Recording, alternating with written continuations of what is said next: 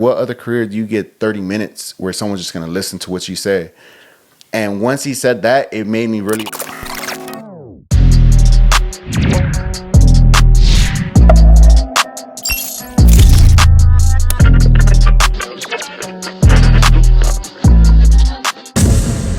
What up, y'all? It's your boy Barber J. We here doing at SBHD podcast, the hottest podcast in the world. I got a special guest with y'all, with me here today. I want y'all to make sure y'all leave a like, a comment, and a subscription.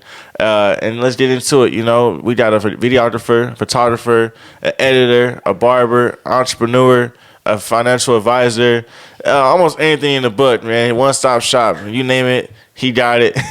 Let me introduce y'all to my boy, Chief Barber. What up, what up? My name is Rolando. Yeah, it's a pleasure to be here. Thank you. So for the first thing I want to get into, honestly, you know, I know you have a lot of experience. You've been around here for a long time. You're like 57 years old. A lot of people know you.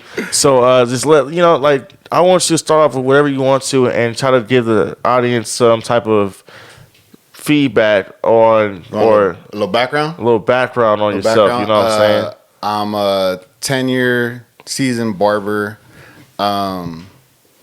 educator. Everything you said has been stuff I've learned along the way as far as building my career. And yeah, I just enjoy just creating. That's kind of, yeah, I mean, I don't want to get to, I could go on and on, but that as simple as it is, I'm a creative person, and I enjoy the process, and I've made a good amount of money doing it, and now I enjoy helping others do the same things I've done. Okay. Well, like, what's one of the first times, when can you remember the first time you actually put your creative mindset to use? Like, how old were you? I think we all had a rapping stage, right? So I was a rapper for the longest. I want to say that was probably like the first one. I thought I was dope too. So Lil Wayne was. So I'm. Wait. What was your rap name? What was your stage name? So no, my stage name was Puff. I used to have a big fro, so it was just. You had hair? Yeah, I had hair. Not exposing me on the fucking. I still have hair. Oh man, I'm sorry. Go ahead, man. I just didn't know. You know, you never know until you ask. No, yeah, I had long, beautiful, luscious curls. But that was my first step into it. I actually ended up building a little home studio with my cousin, and we recorded, pressed some little duplicate CDs, sold them, and that was kind of my introduction to the business side of creativity too. Because the goal's always been to be rich or to have more money than we had. I was able to just bend the two, because I feel like some people are strong at one. I mean, you're a strong businessman and have no creativity, or you're creative and have no business side. I think it's important to fuse the two and really combine that. Facts. After that, it was clothing. I did clothing from like... Wait, you were like a fashion designer? Not, because I wasn't like sewing or nothing. Like, I did draw like heels and purses, which sounds a little different. But like, I enjoyed just the process of drawing shapes. But it was mainly like screen printing designs. I would just draw stuff up. And then I had a little brand called Pure Genius Company. And it did well, but that actually was what introduced me to barbering, because right around the time that was going on, I had my daughter, and my kid's mom, thankfully at the time. Well, how old are you? 18, 19. Damn. You see that audience, you feel me? It just, no matter how old you are when you start, no matter what route you take, you feel me? You never know what's going to lead you where you want to go. Funny how the story of how I actually got into barbering was, I was going to an event. So I want to go get a cut because I had hair. And the dude told me how much he was making at the time. And I want to say at that time, he was telling me he made like $450, $600 a day, which is crazy because this is like 2010, 2009, around there. 600 a day in 2010 as a barber? Say it again. $2,000, no, $200, $600 a day. And That's what he said. Well, I'm for 2006 as a sure he barber. was capping. For sure he was capping. I'm like, dude, you got but numbers it on that. infused me enough to where I was like, oh wow. And he was like, bro, I only cut weekends and have the rest of the time to go to school. And it captured me. So I went to this event. It was terrible. I didn't sell one item. I brought my cousins with me, my brother with me. They thought I was the man, right? Because, you know what I mean? I oversell myself every time I go anywhere. And everyone's going to all the little tables. It's all these vendors. And we left home broke. I want to say I promised them food. I didn't even get them food. You cold? You a cold piece, bro. You tell me you don't invite me somewhere and say you got me, and then I'm gonna go home hungry. Yeah, bro, that's what it was. And mind you, I feel like the clothes was hot, right? But for that time, I feel like I was a little ahead. Just because everything I was doing did come into like a trendy thing a little later. But when I got home, my kid's mom was just telling me like, bro, you got to figure something out. Like this ain't working. Like we can't just keep depending on this to blow up one day. And barbering just kind of secured the bag, but still gave me the freedom to explore every creative option I could seek. And that's how I fell into barbering. And because I was doing the clothing line, I had the design aspect, I had the photography, and mind you, now looking back, it was trash, right? But it was enough to like make me know what would sell. And this is pre-social media being what it is now. To let me know what it took to really sell something, and that's what created this lane I'm in now as far as barbering. So nowadays, you can basically see like where people are lacking in for marketing or production, or even just professionalism, basically. Which is that's good. That's why I keep telling people it's good to have somebody who's been around or seasoned or just experienced in general with other people in other industries, because they can, navigate you and motivate you and support you to go ahead and chase that direction of what you want to do, what you want to complete. What I love about the barber industry is we all come from a similar background where we're chasing freedom. So it's just made it a continuous. Every time I say something, I learn something from the next person, and it's just been that way. You got to be open to talking and having those conversations and being real about it. Because a lot of people like to leave stuff out, but I feel like you said, similar backgrounds and all having that journey. It almost seems as if it's never ending, because until everybody can have that same result, you never know when the end is. Type, you know what I'm saying? Like you got to make sure you do everything you can to push yourself forward, because. Like I tell people all the time, nobody owes you anything. Like no matter what you expect or what you've been doing for however long you've been doing it, nobody owes you anything. Absolutely. You feel me? So I feel like if you just understand you owe it to yourself, because you're in control and power of your own decisions and actions, you can go ahead and make that happen. You didn't have to convert to barbering. You could have stayed where you was at. You could have been like, nope, I don't want to do that. That's what I want to do. I don't care. You could have did that, you know what I'm saying, but you didn't, and then that opened the door for other opportunities, obviously, and then now you're in a category or conversation that a lot of people can be a part of, and I feel like that's the thing that a lot of people don't understand. A lot of barbers don't understand. Like you're in a conversation that you don't even put yourself in, because you don't understand what it really takes to get to there from here. Absolutely. I had a speech by this old head when I first started cutting hair, right? And it changed my perspective as far as what this industry does. Because initially this was supposed to be just part-time. I was gonna be the next big clothing dude, right? You know what was funny is I'm the most unfashionable person in the world, but I swore I was it though, right? But he told me, he said every barber has the opportunity to implant thoughts into people's heads. So he was like, what other career do you get 30 minutes where someone's just going to listen to what you say?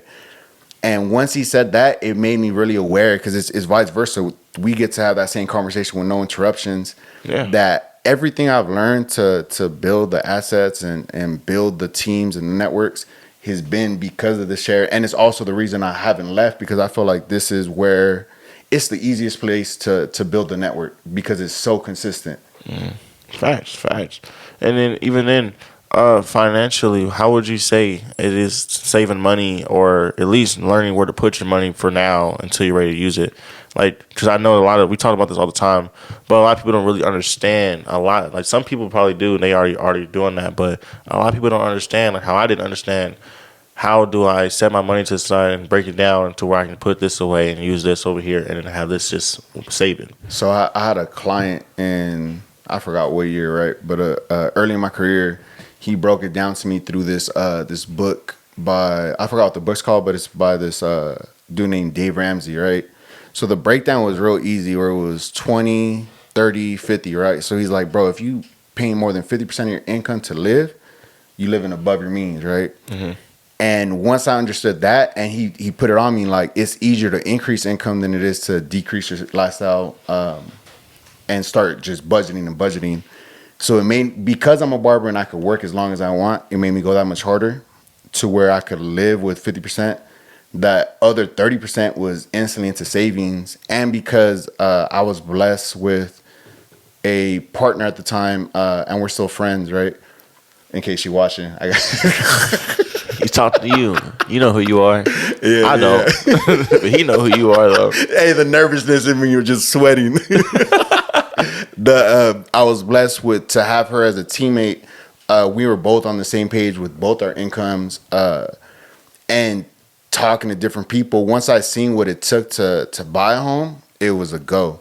And then once I seen everything that comes after that, it was just, it flows easy. But the hardest part was understanding how to divide that little 30% into the savings. As a barber, I always break down 3 things, right? We should have our minimum cost per hour, how much we should be making per hour, our minimum savings per year, yearly, monthly, or yearly minimum savings. And then we have our BS money. It's the money we could go throw away, we could ball out with. Once we could place all 3 of those and figure out those numbers, I need $45 an hour. So I'm either charging $45 for a cut, or I need to do 2 cuts depending on my price, whatever it is, right? Mm-hmm. And start breaking it down into a system like that. It comes. But the hardest part is just really sitting there and doing some math. And it takes you 20 to 30 minutes max. Yeah, I agree. I mean, we had the same conversation. I mean, I was already on that route, but you made it way easier to break down because I didn't realize how simple it was, because I didn't really understand how different my tax bracket is. Like, as a barber, if you're doing it right, your tax bracket is not the same. Like, everything is handled honestly differently, and honestly you can make more and save more just being in this certain tax bracket. I'm not gonna say the tax bracket because that's just your research to do, but if you're interested, you'll go ahead and seek it, and you'll find it.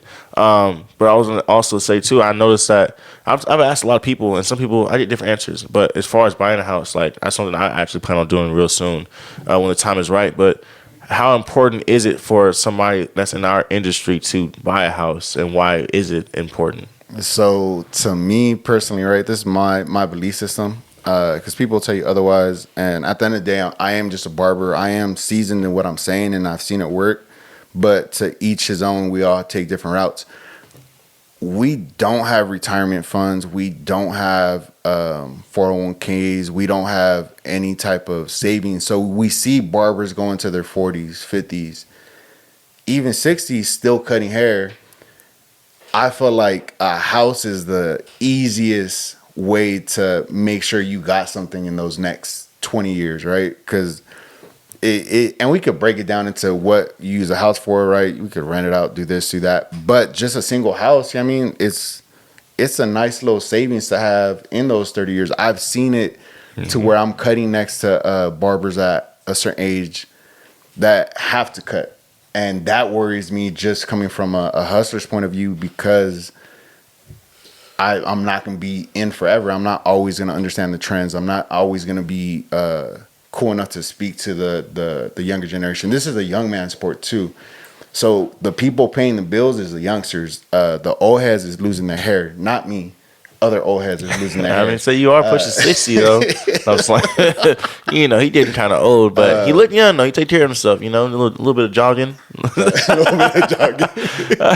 just playing. That's always been my big thing with when I tell a barber to get a home, is for that reason, because the sooner you get it, the sooner you could acquire more and really see where it puts you at. Yeah. But that first purchase is, once you understand it, it's the easiest process. Your first purchase is so much assistance for you, and all it takes is, I mean, depending where you at, 10 to 30K. And then the way this big baller put me once, he said, once you get past the 15K in savings, it just accumulates. It's way easier. It becomes a game for you. Facts. But yeah, that I could go on and on about that, and I'll probably ramble the same we thing. might have to have another day for that, because that's some good information that y'all need to really take in. Because, like I said, the sooner the better. It's just like when you get life insurance. You know, the sooner the better. The time I felt like a accumulates. commercial is going to come in right now. I know. Now, guys, sponsorship entered right now. If you want life insurance, make sure you call this number right about now. That's what and it felt like. We'll probably get back to you on that. The mix of like business and creativity is, I think, where once it clicks for someone, and like for you it's clicked, right? Mm-hmm. It's amazing, bro, because all the homies that are creative, I don't really see them touch bread, so they got to go work some dead end job, right? Shout out to the homies. But if you could put both of them together, and Barber really gives you that opportunity to mix both. I can sit there, make merch, make content, make everything, and still have a consistent flow of money behind that chair. And the more I do, the more my chair grows, if that makes most definitely sense. I agree. You know, you're right. I just told you what my motivation is. I know somebody who made everything they made off of just barbering, and I'm like, shit, if they can do it, so can I, you know? So that's why I told you I thought about hopping into like I would say somewhat of a dead end job just to push myself forward financially. But then I realized if I just take that free time off time that I already have to add on to my business, basically, then it will grow. It will grow. But you have to plant those seeds and you have to water them. Don't just plant them. You got to water. You got to come back to it. You got to water the seed, so that way your plant it will grow. And that's basically what a lot of people forget. They plant the seed and they walk away and don't look back at it. It's, I started it, but you didn't continue it or finish it. So that's why I think that what you're saying is very valuable as well. And you know, even with the whole buying a house, real estate, you feel me? That opens the door. You can turn that, for people who don't like the shop scene, I always tell people you can turn the extra room, garage, into your own personal studio, photography, whatever the case is. It just opens the door, because now you have something that you own or whatever. You can do whatever you want with it. And a lot of people don't understand that, and they're stuck in that I feel like that money cap, where it's like you don't see outside of that. You don't see over the lid, so therefore you don't think that there's any other possibilities for yourself. That's one of the biggest reasons I try to maintain a certain look and aesthetic and drive certain things right. Is I feel like it's easier to make it clear that everything's attainable when you can level out at a certain person's playing field. Mm-hmm. And I think it's why my reach has been so impactful, because a lot of people really think that's impossible to get. You know what I mean? Like, we don't even know the first steps when we're really starting. Like, if it wasn't for people putting me on, I wouldn't know how to save. I wouldn't know who to even call to get a home, right? Like, there's a loan officer, they're going to run this. The whole process is just completely scary. And then coming from certain backgrounds, our parents didn't do it, so we have no idea what to do, and it's the little cycle we keep going. But I feel like as the older heads, it's our job to really put the young ones on, because y'all are the ones that are going to carry us when we done with this. I agree, but that's another thing I try to tell the younger generation of us. Like, it's up to us to make sure that we listen, because not everything is a hater or something like that. Like you said, we can't be mad at our parents for not putting us on game for certain things. That's why I say you owe it to yourself to learn, because it's the opportunity is always there to learn. And I feel like if you're not taking the opportunity, a lot of things that we're even talking about right now, you probably not even don't want to agree with or listen to. Like, even with certain business decisions, I feel like on Instagram, like the little verified thing, I think that people want the status. If they don't know what the status is standing for, it doesn't mean you're a celebrity. It doesn't mean anything. What the personal opinion is, it's what it's supposed to mean. It's supposed to be official recognition for who you are in your business, and that a lot of people don't look at it at the like Instagram for a business, you know, or even Twitter. They looked at it for their personal conversations and stuff like that. And that's like people forgot that's just social media was to connect before. Now it's people push each other away and they don't even you can't do the iMessage no more. Like, you know what I'm saying? It's all about social media, but then when you try to do things on social media, they try to bring you down for it. So to tap into that, right? So I opened the shop 2015. And I had seen just one other barber really do it to a certain extreme. I wanted appointment only, right? So the old heads and like the people in that little group were like, bro, no one can live off just appointments. Every barber needs walk-ins. But I was like, nah, I'm set, right? I'm gonna do it. I did it. I didn't take an appointment from 2014 till this past, like right post-COVID, like 2021, 2022. I built my whole career off just appointments, and not that I turned down walk-ins, but it was like, bro, I'm booked out. Here's my card. We'll set something up for tomorrow. Yada yada. I continuously growing, right? I feel like everyone hates up front until they see the growth, and then they hop on it. And that's why a lot of times when people start judging, like, oh, you doing this or doing that, bro, if you can't put me on, like, your opinion is really invalid. Like, unless you feeding me some knowledge and telling me why, I don't care to listen on a emotional opinion. And I stray away from anything emotional because of that. Because if I would have listened and like, nah, I guess you're right, I would still be in the same position they're in. And not to say they're in a bad or good position, but I wouldn't have experienced the level of growth at the pace I went at without that. Facts. Just belief. Yeah, you know, I agree. I definitely agree. You got to make sure that if you don't take the advice, it has to make sense. It has to make sense if what they're telling you is going to help you get to where you're trying to get to. Now, they're telling you that where you want to get to is impossible, and they tell you to take another route. That's obviously what you don't want to do. But like I said, like for you, proof is in the pudding. It's been there. It's seasoned. You know, you just got to make sure you be paying attention to it because the answers are right there for you. But like the whole Instagram thing is like I said, the verification. Now you can just pay for it. You know, you don't have to wait or go on there and request it and get denied, whatever the case is. Now you just go pay for it. I see a lot of people talking about people who want to pay for it. They just want the status. They don't really care about it. It's just like there are some people like that out there. By all means, you probably are just doing it just because of the status, and you're not doing nothing official with your time. You know, versus somebody like me. Like I said, I want my page to stand out. I want it to be more official. I want people to know this is. You're not gonna get my page from another. You're not gonna see another version of my page. This is gonna be me, and what I'm gonna put out is gonna be official. It's gonna be professional, and this is where you're gonna be able to reach me at. And you're gonna know this is his page. Like in order to even do it, you have to make sure it's you. They have to make sure it's you. I feel social media is a business. If you don't capitalize on the resources given to you, you're sleeping on yourself.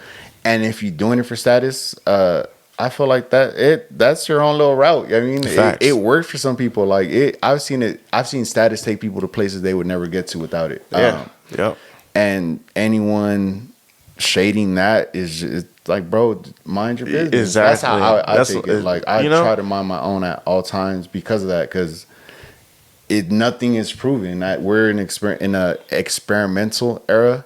And we're seeing different things change and work consistently. Like, exactly. And that's why I'm like, people are saying they don't want to put money onto something or the opportunity on something because of what somebody else might think it is. I just feel like don't let nobody's opinion hold you back from what you think will get you forward. You know, because at the end of the day, like if you want that respect, you gotta go out there and go get it. You know, you can't just ask for it or expect somebody else to give it to you just because they like you. Like, nah, you gotta make sure you put all that footwork behind whatever it is you're trying to do, just to make ends meet. You know, and succeed at the end of the day. And do you think that plays a role with location or where you're at, like where you come from or the city you live in? What do you mean as far as like the hate or like when people don't want you to do things that they're not doing? I feel like it's just a mindset. Like I feel like there's OGs who just have that old head mindset, and then there's the youngins who feed into that same mindset trained by whoever's putting them on. And I feel like that's a lot of the hate we get is just from either or group. Either you was taught this or you were old head and you didn't get on, so now you're trying to really just talk down on something we don't understand. I keep young friends around me at all times because I feel like it keeps you in tune with what's changing. It's like a learning experience exactly. every day. Same thing with my kids. I listen to what they say, and I refuse to go into this. I'm right because I'm experienced. Nah, because there's no right or wrong way to grow. Like we've seen it. Yeah, I mean, if you would have someone told me this right, if you would have told someone in the '90s to go through a drive-through to get coffee, they'd be like, bro, I could just make this at home. But then you look at Starbucks, right? Starbucks is popping. Yeah. It worked. And you still get certain people that'll say, I'm not dropping $6-7 for a coffee. They don't care. Like, hey, there's still 40 people in line in the morning waiting for that coffee. Exactly. And I pay it no mind because it's just it's a mindset thing, and then it's certain people's nature. You just can't change it. I will never focus my energy into changing someone's nature or mindset if they're stubborn and just want to stay in that lane. I'm always offer the opportunity to hear something out, but it's on them to really want it or not. Yep, facts. Yep, that's self understanding. You know what I'm saying? If they don't want to have that self understanding, that would, and then they're not gonna understand it. You're not gonna be able to pull from it, retain it, and do all that good stuff. But I never asked you as well. Are you from the high desert? No. So where did you reside in? Born and raised in Pomona. I was in Ontario the last 10 years, and then back and forth from the desert from like 2010 to 2013. Left, came back 2 years ago. A year ago. You've been in Pomona since like you was born in like 1949, right? So you've been in Pomona since they were founded. Like that's crazy. I didn't even know that was a thing. Like I didn't know you could be in Pomona that long. Nah. We built the city. That's crazy. You know what's crazy is we look the same age. If any of you agree with that, we're gonna have to have a serious conversation. Our bags is the same size. That's crazy. Look, you trying to close his eyes now. I know. I gotta hide it. Hey, where my makeup at? Anybody got a little color? Nah, but yeah, the thing with the desert, I feel like the desert is a small town, right? I didn't realize how small of a town it is till recently, until I started working up here. But it's also a gold mine. Like there's so many things lacking, but this is also one of the most affordable places for a whole generation to buy a home. They're buying up here and they're going to other cities to get the experiences they're used to. If people look at it like that, as far as the barber game, the beauty game in general, right? You're seeing everything pop up when it comes to the restaurants, the entertainment. All that is still not here. So it's still under development. But it's so many people moving up here. Like it's the opportunity to really capitalize. If not to say if you're first, but just to grab a share of that market. It's untapped completely. Yeah. The reason I left my clientele of 10 years to come up here is because I seen a gold mine of untapped potential. Like I've seen the hairstyles and what they're not doing when it comes to the barbering. I've seen the lack of marketing and content from barbers that I would be competing with.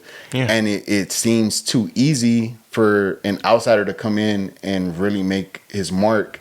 And not saying that people up here aren't doing it, but it's very few. Yeah, they're not going that hard out here. It's very few, like you said. And I feel like it's because it's a small town. Like people, it's hard to see outside of it. But this is a gold mine, man. Y'all are really sitting on endless opportunity up here, man. I came out here when I was 12, and I used to say the same. I used to think, oh, it's just a dry desert, blah blah. It's like where I used to live. It's a little bit better for sure.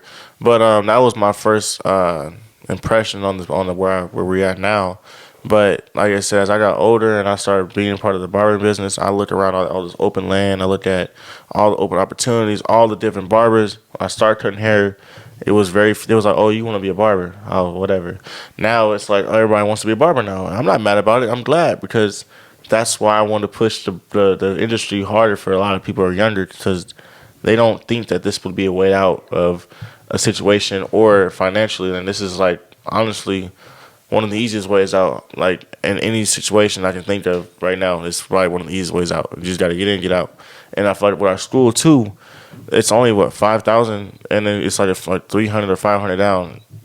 You pay $50 a week. Yeah, versus yeah. doing. I know people who are 16, 20,000 in debt for doing a barber college for 9 months. I paid 18,000. I think I owe Damn, that's 19,000 on that because of the interest that built up. Oh yeah. But yeah, the apprentice route is definitely like just such a easier route to go for a Yeah, and you can make money, education. right? Exactly. Like in the barber college, they say you go to school 5 days a week and you can't make money outside of that. And if you do, it's gonna be for like $2 to $5 to $10.